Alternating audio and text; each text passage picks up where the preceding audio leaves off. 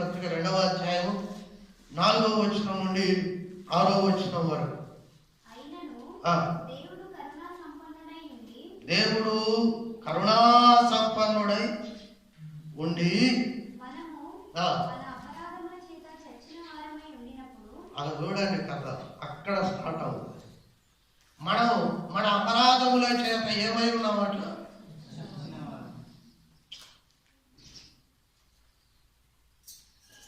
చచ్చిన వారమై ఉండినప్పుడు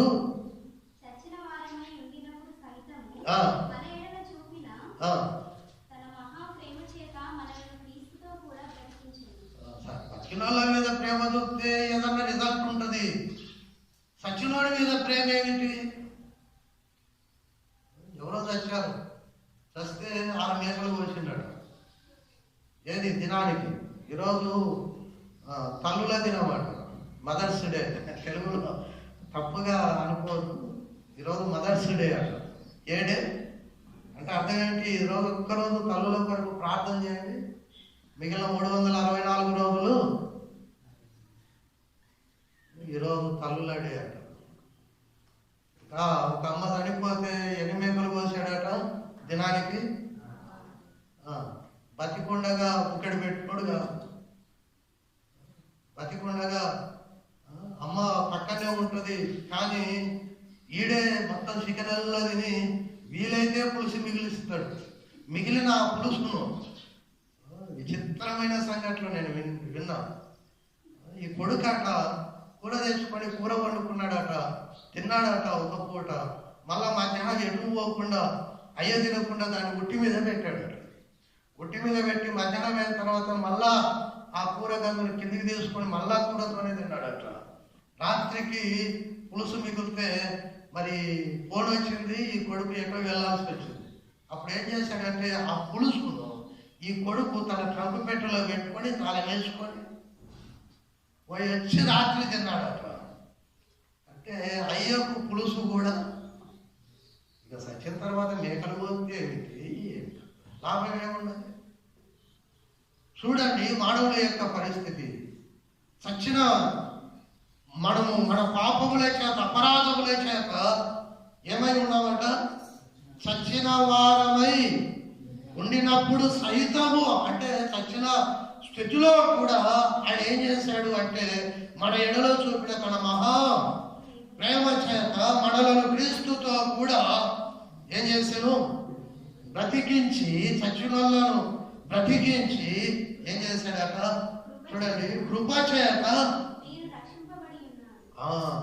బ్రతికించి రక్షించాడు.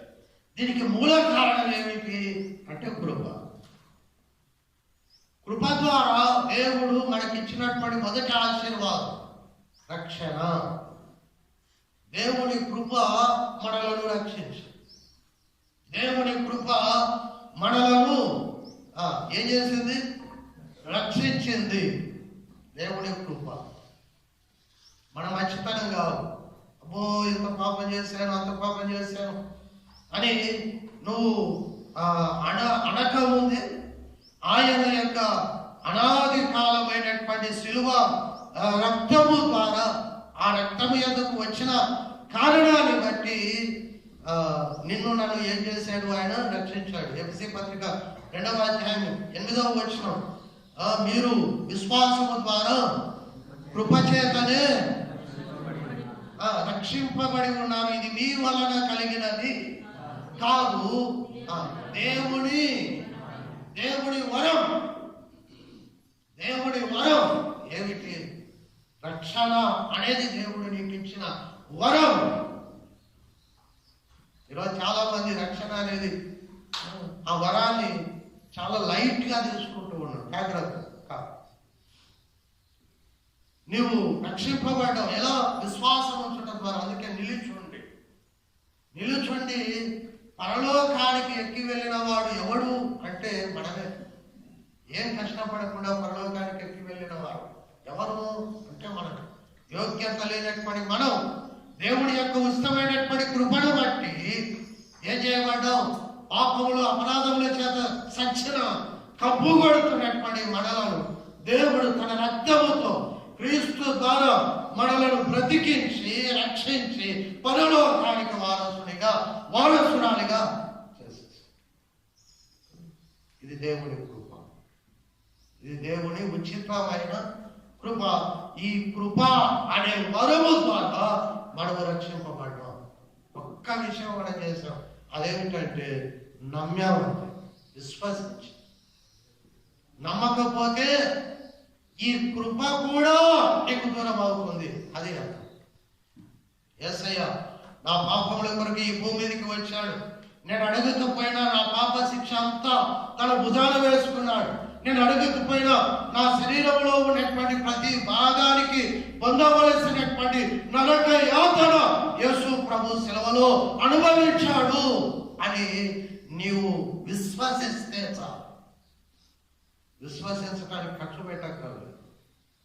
ఆ ప్రభు నా పాపానికి రావలసిన ప్రతి శిక్షను అదిగో ఆ కలువరి శిలువలో మోసాడు, భరించాడు, దానికి రావలసినటువంటి వేదన అనుభవించాను అని నీవు విశ్వసిస్తే చాలు. కృప ఏం చేస్తుందంటే నిన్ను రక్షిస్తుంది, నిన్ను రక్షిస్తుంది. ఇక నీవు ఏం చేయక్కర్లేదు. కాబట్టి ఈ సూత్రం దావీదుకు లోతుగా అర్థమైంది కనుక, లోతుగా అనుభవయోగ్యమైనది కనుక దావీదు అన్నాడు, వేరే వాళ్ళు ఏమిటో కానీ నేనైతే నీ కృపయందు నమ్మిక. ప్రభువా, ఈ కృప నన్ను నరకానికి తీసుకొని పోదు, ఈ కృప నన్ను నేను ఖచ్చితంగా నీతో ఉంటాను ప్రభు. ఎందుకు ఈ మాట అనవలసి వస్తుందంటే 13వ కీర్తన 1వ వచనంలో చెప్పాను కదా, దేవుడు విముఖుడై ఉన్నాడు అంటే అర్థం ఏమిటి? ఇక నువ్వు నాకు సంబంధం లేదు అన్నట్లేగా. ఇప్పుడు దేవుడితో సంబంధం లేకపోతే నేను ఎక్కడికి వెళ్తాను? దేవుడు లేని స్థలానికే వెళ్దాం. ఒకవేళ చనిపోతే ఈ కష్టం. దేవుడు లేని స్థలం ఏమిటి? నరకం. కాబట్టి నా గతి అది అని కొంతమంది తిరిగి లోకంలోనికి వెళ్ళిపోయేటువంటి ప్రమాదం ఉంది. కానీ అయ్యా, నేను గూర్చి నేను లోతుగా ఎరిగిన వాడని కనుక నీ కృప ఎంత మేలు చేస్తుందో నాకు తెలుసు కనుక ఆ కృపను నేను విశ్వసించాను కనుక ఇదిగో నీ కృప ద్వారా ఒకరోజు నేను ఖచ్చితంగా రక్షింపబడతాను.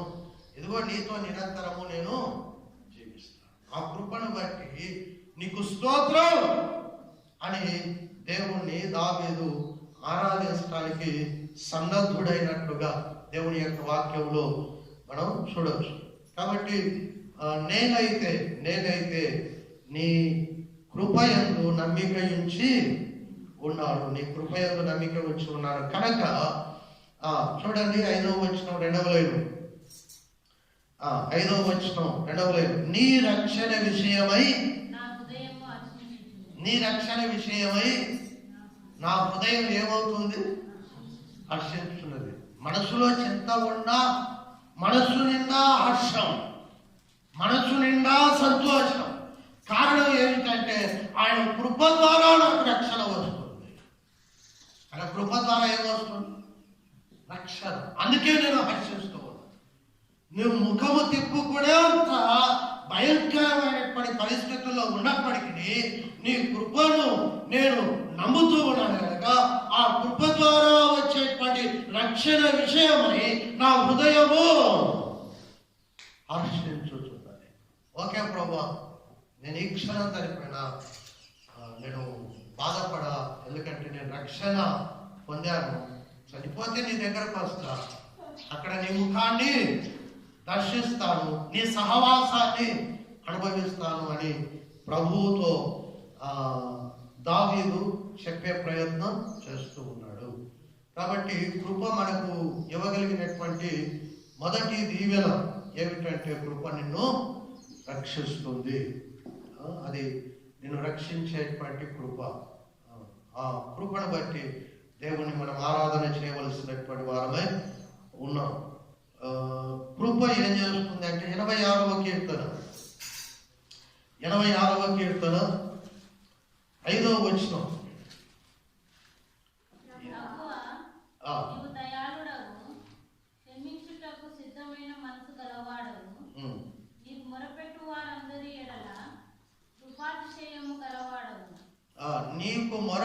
మొరపెట్టు వారందరి ఎడల కృపాతిశయము, మొరపెట్టు వారందరి ఎడల కృప ఏం చేస్తుందంటే సమాధానం ఇస్తుంది, రక్షణ ఇస్తుంది. రెండవది నీ సమస్యకు సమాధానం ఇస్తుంది కృప. నీకు మొరపెట్టు వారందరి ఎడల, ఆ మాట మనం అండర్లైన్ చేసుకోవాలి. నీకు మొరపెట్టు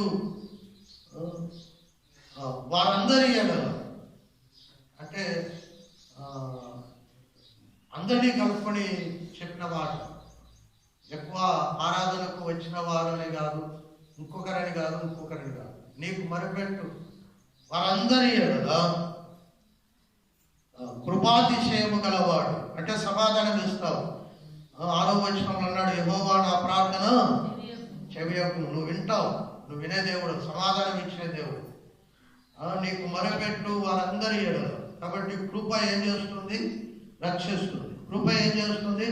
సమాధానం ఇస్తుంది. అందుకే ప్రార్థన చేసేటువంటి ఆ స్థలాన్ని బైబిల్లో ఏమన్నారు అంటే కృపా సింహాసనం అన్నారు. ప్రార్థన చేసేటువంటి స్థలాన్ని ఏమన్నారంటే కృపా సింహాసనం అన్నారు. ఫిబ్రవరి పత్రిక 4వ అధ్యాయం 16వ వచనం.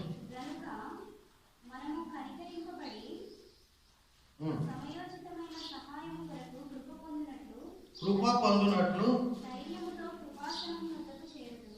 మనం కనికరింపబడి సమయోచితమైనటువంటి సహాయము కొరకు కృప పొందినట్లు ధైర్యముగా ఏ సింహాసనం అన్నాడు? కృపా సింహాసనం. ఏ సింహాసనం అది? బంగారు సింహాసనం కాదు. దేవుడు కదా, బంగారు సింహాసనం మీద కూర్చోవాలి కదా. ఆ సింహాసనం కాదు. వజ్ర వైడూర్యాలతో పొదగబడినటువంటి దగదగా మెరుస్తూ ఉన్నటువంటి అలంకార ప్రాయమైనటువంటి సింహాసనం యొద్దకు కాదు నేను వెళ్ళేది. కనులను మిరిమిట్లు కలిపేటువంటి అందాలను విరాజిల్లు చేసే సింహాసనం యొద్ద కాదు నేను వెళ్ళేది. నేను వెళ్ళేది కృపా సింహాసనం. కొన్నిసార్లు ప్రార్థన చేయడానికి కూడా నువ్వు యోగ్యునివి కాదని నీ మనస్సు చెప్తుంది. తిరిగినటువంటి వ్యక్తి కొన్నిసార్లు తన మనస్సాక్షి చేత గద్దెంచబడి ఏ ముఖం పెట్టుకొని ప్రార్థన చేస్తామని మనస్సాక్షి అంటే నిజమే కదా, ఏ ముఖం పెట్టుకొని దేవుని దగ్గరికి వెళ్ళి నేను ప్రార్థన చేయాలి. ఒక్కసారి వెనక్కి తిరిగి చూసుకుంటే నా నోరు మారలా, నా చూపు మారలా, నా మాట మారలేదు, నేను మందిరానికి నడవకపోతిని, దేవుని న్యాయ విధులను నిర్లక్ష్యం చేశాను, దేవుని గాయపరిచాను. మరి ఇన్ని పాపాలను విశ్వాసాన్ని చెప్పుకుంటూ మూట కట్టుకునేటువంటి నేను ఈ కష్ట సమయంలో ప్రార్థన ఎలా చేయాలి, అసలు నా ప్రార్థన దేవుడు వింటాడా అనేటువంటి ఆలోచన, ఇదిగో ఈ మనస్సాక్షి నీకు తెప్పించు, ఈ మనస్సాక్షి నాకు తెప్పించు. కానీ ఆ కృపాసింహాసనం యొద్దకు నువ్వు వెళ్ళి ప్రార్థన చేస్తే ఆ దేవుడు వెంటనే విన్నాడు. తప్పిపోయినటువంటి కుమారుడు ఏ ముఖం పెట్టుకొని తండ్రి దగ్గరికి రాగలడు చెప్పండి? ఒక్క కారణం చూపిద్దాం. ఈ తప్పిపోయిన కుమారుడు ఖచ్చితంగా తండ్రి దగ్గరికి వచ్చి క్షమాపణ అడగవచ్చు అని ఒక్క కారణం కూడా లేదు.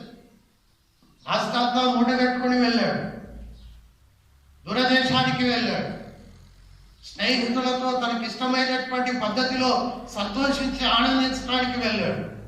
మొత్తం పోయింది, కరువు వచ్చింది, తినడానికి తిండి లేదు, కట్టుకోవడానికి బట్ట దూరం అయిపోయింది, నివాసం కడుచూపు మేరలో కనబడలేదు, భోజనానికి బహు కష్టమై పందులు మేపే పొట్టు కాల్చబడ్డాడు. ఎందుకంటే తండ్రికి ముఖం చూపించే పరిస్థితి లేదు. గోడునే ఏడ్చాడు తండ్రి. వద్దురా, స్నేహితుల మాట వినొద్దు, లోకం మాట వినొద్దు, లోకం పద్ధతులను చనిపేస్తాయి, నా దగ్గర ఏమి కొదవ అయింది నీకు, చూసావుగా నా పని వాళ్ళకి కూడా సమృద్ధిగా ప్రభుత్వం అన్నం పెట్టే చేతులు నావి, నువ్వెందుకు దూరం వెళ్తావు? అటువంటి వాడు తండ్రికి ప్రార్థన చేసింది. ఏమన్నాడంటే, తండ్రి పరలోకమునకు నీకు విరోధముగా పాపం చేస్తాను, నీ కొడుకు అనిపించుకోవటానికి యోగ్యుని కాదు, పనులలో. ఎందుకు వాడికి పనులలో అన్నాడు అంటే వీడు పని మనిషిగా మారాడు. ఇక్కడ దేవుడికి దూరమై వీడు పనోడయ్యాడు కాబట్టి వాడికి ఆ పని చేస్తున్నప్పుడు తన ఇంట్లో ఉన్న పనులే గుర్తొచ్చారు, అన్న గుర్తురాదు. నువ్వు ఎలా అయిపోయావో అలాంటి వాడే నీకు గుర్తొస్తా. వాడు అన్నాడు, నీ పనులలో ఒక పూలు అన్నాడు. అంటే ఇక మొత్తం రికార్డ్ అంతా తీయాల.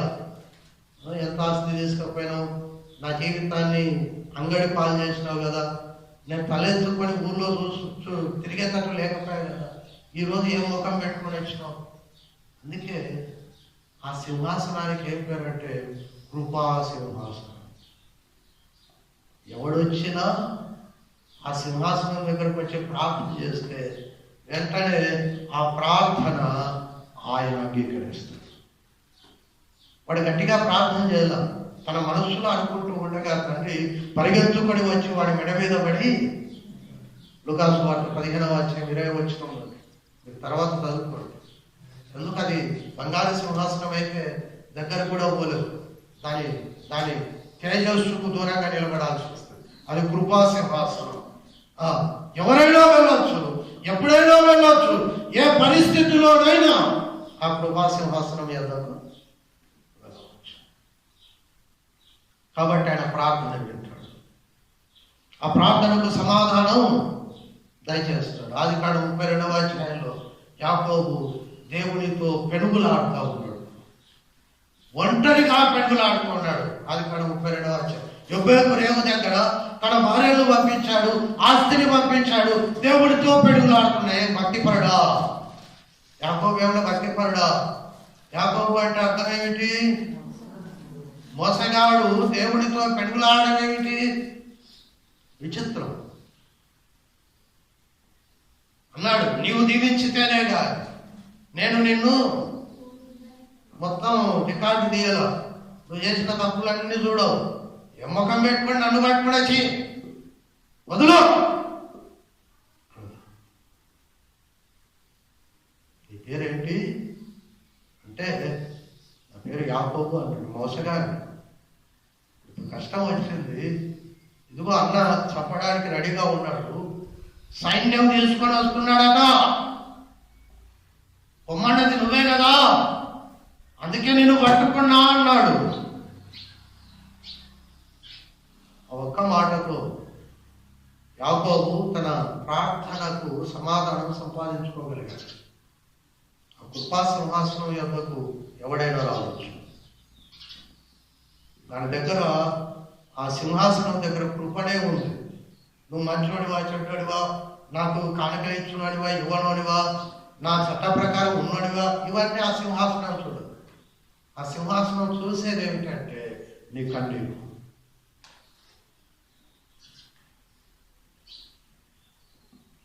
ఇష్మాయిలు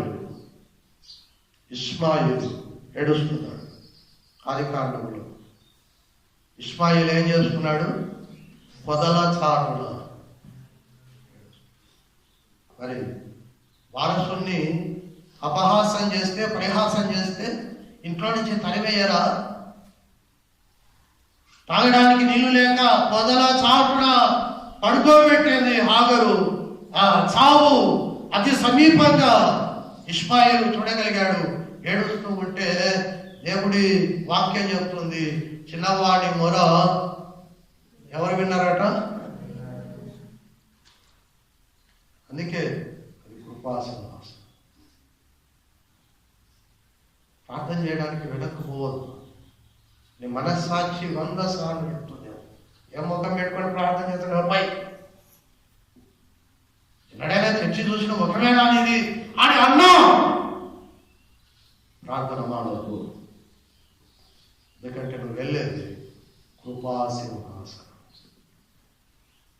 అక్కడ నీ క్వాలిటీస్ కాదు కావలసింది, అక్కడ నీ తగ్గింపు కావాలి. తగ్గించుకుంటే ఆయన నీ యొక్క ప్రార్థనకు సమాధానము దయచేస్తాడు. సంసోను చిట్ట చివరికి ఆ యొక్క దేవాలయంలో, ఫిలిస్తీన్ల దేవాలయంలో ఉన్నాడు. ఒక చిన్న ప్రార్థన మొత్తం అర్థమైంది. సంసోను మొత్తం పాపం చేసి తల్లిదండ్రులు అడగాల, నాకు పిల్లలు కావాలని అడగకపోయినా దేవుడు మంచి మనోహ అనేటువంటి తండ్రికి నన్ను కుమారుడిగా ఇచ్చి ఆ ఇశ్రాయేలీలలో నా అంత అందగాడు లేకపోయినా, అంత బలవంతుడు లేకపోయా, ఒక చిన్న పని చేసి పెట్టడానికి నన్ను ఈ లోకంలోనికి పంపిస్తే నేను నా అందాన్ని బలాన్ని చూసి విరదీగి నా కన్ను మెచ్చిన అమ్మాయిల వెంట పడి తిరిగి నా యవ్వనాన్నంతా పాడు చేసుకొని నేను నాజీరు చేయబడినటువంటి వాడనైనప్పటికీ గుండు కొట్టించుకున్న స్థితి, నా కళ్ళను పొడిపించుకొని గుడ్డివాడనైపోయినటువంటి స్థితి. అయ్యో నాకు ఇది సరిపోయింది, దేవుని యొక్క పని చేయనందుకు నాకు శిక్ష అని అనుకున్నాడు. కానీ చిట్ట చివరికి పశ్చాత్తాపడి ఆ చిట్ట చివరి దినాన ఆ యొక్క దేవాలయం అంతటికీ కూడా ఆధారమైనటువంటి 2 స్తంభాలను ఇలా పట్టేసుకున్నాడు. ఒక్క ప్రాణం, నేను పరలోకం చేస్తాను చెరువు, ఒక్కసారి నన్ను జ్ఞాపకం చేసుకో. This is my final prayer and this is my final breath. ఇదొక్కసారి సంవత్సరాలకు దేవుడు బలమిచ్చాడు. దేవుని పని సమాప్తం చేశాడు సంవత్సరాలు. కాబట్టి దేవుడు ఏం చేస్తాడు అంటే తన కృపలో రక్షిస్తాడు. తన కృపలో ఏం చేస్తాడు అంటే తన కృపలో నీ ప్రార్థనలకు సమాధానం. అందుకే ఆ సింహాసనానికి కృపా సింహాసనం. రోమీయులకు రాసినటువంటి పత్రిక 15వ అధ్యాయం 16వ వచనం.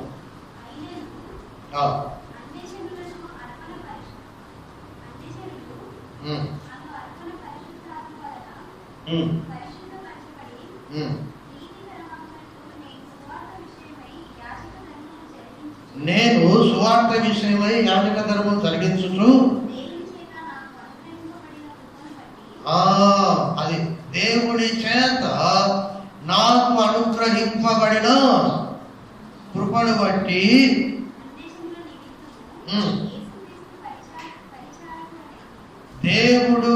దేవుడి చేత నాకు అనుగ్రహింపబడిన కృపను బట్టి అన్యజనుల నిమిత్తము యేసుక్రీస్తు పరిచారకుడనైతిని. కృప రక్షించును, కృప ప్రార్థనలకు సమాధానం దయచేయును, కృప పరిచర్యను అనుగ్రహించును. కృప ఏమిస్తుంది? దేవుని సేవ చేయడానికి నీకు అవకాశం దయచేస్తుంది. అందుకే పౌలు అన్నాడు, యేసుక్రీస్తు అనుగ్రహించిన కృపను బట్టి అన్యజనులకు నేను పరిచారకుడను. దేవుని సేవ అన్నది దేవుని కృప ద్వారా పొందుకున్నదే. ఏదో మంచి తలాంతులు ఉన్నాయి కదా అని దేవుడు సేవలోనికి పిలవాల, బాగా చదువుకున్నావు కదా అని సేవలోనికి పిలవాల, చిన్నప్పటి నుండి భక్తిగా ఉన్నావు కదా అని సేవలోనికి పిలవాల. ఈ సేవలో నేను ఉండడానికి గల కారణం ఏమిటి అంటే పౌలు అంటాడు, దేవుడి కృప. నేను మంచివాడిని, దేవుడు పరిశుద్ధమైన ఈ పరిచర్యలో నేను లేను, నేను ఎంత పాపిడో నాకు తెలుసు, పాపులలో నేను ప్రధానుడను అన్నాడు. మునుపు హింసకుడను దూషకుడను అన్నాడు. సంఘమును బాధ పెట్టినోని అన్నాడు. స్టెఫనును చంపిన సందర్భంలో సాక్షిగా నిలబడిన వాడను. ఇటువంటి దౌర్భాగ్యుడైన నేను పరిశుద్ధుడైనటువంటి దేవుడి యొక్క పరిచర్య చేయుటకు ఎలా నేను ముందుకు రాగలిగాను అంటే పౌలు అంటాడు, దేవుని కృప. దేవుని పరిచర్య నీకు దొరికింది అంటే నీ మంచితనం నా మంచితనం అని కాదు, దేవుని కృప. యోహాను సువార్త 21వ అధ్యాయంలో పేతురు అన్నాడు, నేను చేపలు పట్టబోతును అన్నాడు. నేను ఏమి పట్టబోతాను? చేపలు పట్టబోతాను. నా పాత వృత్తి, నా పాత ఉద్యోగం, నా పాత చేపల సంపాదనకు నేను వెళ్తానంటే మిగిలినటువంటి శిష్యులందరూ కూడా మేము కూడా నీతో వస్తాము అన్నాడు. మేము కూడా నీతో వస్తాం. కానీ యేసుక్రీస్తు ప్రభు ఆ సముద్ర తీరానికి తెల్లవారుజామున వారు చేపలు పడుతుండగా ఆ సముద్ర తీరాన ఎదురయ్యాడు. పిల్లలారా, తిరుటకు మీ అంత ఏమైనా ఉన్నదా అంటే వారు చేపలు పట్టడానికి వెళ్ళారు. కానీ యోహాను సువార్త 21వ అధ్యాయం 1వ వచనం నుండి చేపలు పట్టడానికి వెళ్ళారు, కానీ వారికి ఏమీ దొరకల. వారిని పిలిచాడు. అప్పుడు పేతురుతో యోహాను అన్నాడు, మనల్ని పిలిచింది ఎవరూ కాదు, మన కొరకు ప్రాణం పెట్టి తిరిగి లేచినటువంటి యేసుక్రీస్తు ప్రభువే అని అనేసరికి పేతురు గుండె జారింది. అందరూ కూడా భయంగా ఆ ఒడ్డుకు వచ్చినప్పుడు వారు వచ్చేసరికి అక్కడ నిప్పుల మీద చేపలు ఉన్నాయి. ఆ చేపలను వారికి పంచి పెట్టి యేసు ప్రభు వారిని సేవకు సిద్ధపరిచాడు. పేతురు ఊరికే విశ్వాసంతో సేవకు వచ్చినాడు కాదు, దేవుడి కృప. చేపలు పట్టడానికి పోయినోడిని సేవలోనికి దేవుడు ఆహ్వానించాడు. చేపలు పట్టడానికి వెళ్ళిన వ్యక్తిని సిలువ దగ్గర యోహాను ఉన్నాడు, కానీ సిలువ తర్వాత యోహాను ఎక్కడికి వెళ్ళాడు? పేతురుతో కలిసి మళ్ళా చేపలు పట్టడానికే పోయాడు. మరి యోహానుకు సేవ చేయడానికి ఏమో యోగ్యత ఉన్నది చెప్పండి? పేతురుకు ఏమి యోగ్యత ఉన్నది? కాదు. సేవ దేనిని బట్టి వారికి ఇవ్వబడిందంటే దేవుడి కృప. మన మంచివారమని దేవుడి యొక్క సేవ దేవుడు మన చేతుల్లో పెట్టలేదు. మనం అయోగ్యులమైనప్పటికీ దేవుడు తన సేవను మనకు మన చేతులలో పెట్టడానికి ప్రయత్నం చేశాడు. యోహాను సువార్త 4వ అధ్యాయంలో ఆమె సమరయ స్త్రీ తన పాపాన్ని ఒప్పుకున్నది, రక్షింపబడిన తర్వాత యేసు ప్రభు సువార్త ప్రకటించమన్నాడు. ప్రకటిస్తున్నటువంటి ఆమెను, నువ్వు మంచిదాని కాదు, ఆగు, ఏం పోతావు, ఎగిరెగిరి పోతానబ్బా, ఈ బిందె నీళ్లు తీసుకొని పోయి ఇంట్లో తాగు, ఎవరు మూసుకొని ఉండి నీ బతుకు బాగు చేసిన ఊరుకోండి కొద్దిసేపు ఆగు అని అన్నాడు. లేదు,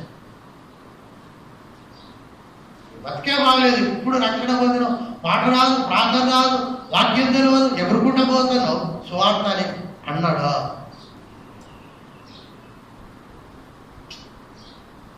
కృప. సమరయులలో అనేకులు యేసునందు ఏం చేశారట? విశ్వాసం వచ్చింది. యోహాను సువార్త 4వ అధ్యాయంలో ఆమెకు సేవనిచ్చింది ఎవరు అంటే దేవుని కృప. కాబట్టి కృప దావీదు లోతుగా అర్థం చేసుకున్నాడు, బహులోతుగా అర్థం చేసుకున్నాడు. ఆ కృపను బట్టి రక్షణ పొందుకున్నాడు. ఆ కృపను బట్టి ప్రార్థనలకు సమాధానం పొందుకున్నాడు. ఆ కృపను బట్టి సేవ కూడా దావీదు తన తరం వారికి ఏం చేశాడట? సేవ చేశాను. ప్రార్థనలకు సమాధానం దావీదు పొందుకున్నాడు. అంత మాత్రమే కాదు, దావీదు దేవుని సేవను ఘనముగా జరిగించినట్టుగా దేవుని యొక్క వాక్యములో మనం చూడవచ్చు. కాబట్టి దేవుని యొక్క కృప, విలువైనటువంటి దేవుని యొక్క కృపను మనం జ్ఞాపకం చేసుకొని ఆ కృపలో అభివృద్ధి చెంది ఆ కృపలో వర్ధిల్లి ఈ అంత్యకాల దినంలో యందు దేవునిని మహిమపరచడానికి ప్రయత్నం చేస్తాం. అపోస్తుల కార్యం 13వ అధ్యాయం 36వ వచనం. అపోస్తుల కార్యం 13వ అధ్యాయము 36వ వచనం చెప్పండి, నాకు చెప్పండి. దావీదు దేవుని సంకల్పము చొప్పున తన తరము వారికి సేవ చేసి నిద్రించి. కాబట్టి దావీదు సేవ చేశాడు. కృపను బట్టి రక్షణ పొందుకున్నాడు దావీదు. కృపను బట్టి ప్రార్థనలకు సమాధానం పొందుకున్నాడు దావీదు. అదే కృపను బట్టి సేవ కూడా చేశాడు. కాబట్టి దావీదు అన్నాడు, నేనైతే నీ కృపయందు నమ్మిక ఉంచి ఉన్నాడు. కనుక అపోస్తుల కార్యం 13వ అధ్యాయం ఎన్నో వచనం దొరికిందా మీకు ఆ మాట? 13వ అధ్యాయం ఎన్నో వచనం? 36వ వచనంలో తన తరము వారికి ఏం చేశాడు? సేవ చేశాడు. కాబట్టి మనం కూడా దేవుని కృపను బట్టి ఈ తరములో దేవుని సేవ చేద్దాం. మన చుట్టూ ఉన్నటువంటి వారికి, మన కుటుంబంలో ఉన్నటువంటి వారికి, మన విశ్వాసులకు, తోటి విశ్వాసులకు, వాళ్ళు దారిపోతున్నారేమో, దూరం అయిపోతున్నారేమో, ప్రార్థన వాక్యము సహవాసము వారు కోల్పోతున్నారేమో, వారికి సేవ చేసి దేవుడి యొక్క దీవెనలు మనం పొందుకోవడానికి ప్రయత్నం చేస్తాం. తల్లు వచ్చి ప్రార్థన చేసుకొని ప్రభు యొక్క బలలో మనం చేయవేద్దాం. చిన్న ప్రార్థన. దేవుని యొక్క కృప ఎంత బలమైనదో దావీదు నేర్చుకున్నాడు. ఆ కృప, దేవా నీ కృపయందు, నేనైతే నీ కృపయందు నమ్మిక ఉంచుతున్నానని ప్రార్థన చేస్తున్నాను. నీ కృపే నన్ను బ్రతికించుతున్నది. నేను నీ కృప లేకపోతే నేను ఏమైపోయేవాడు.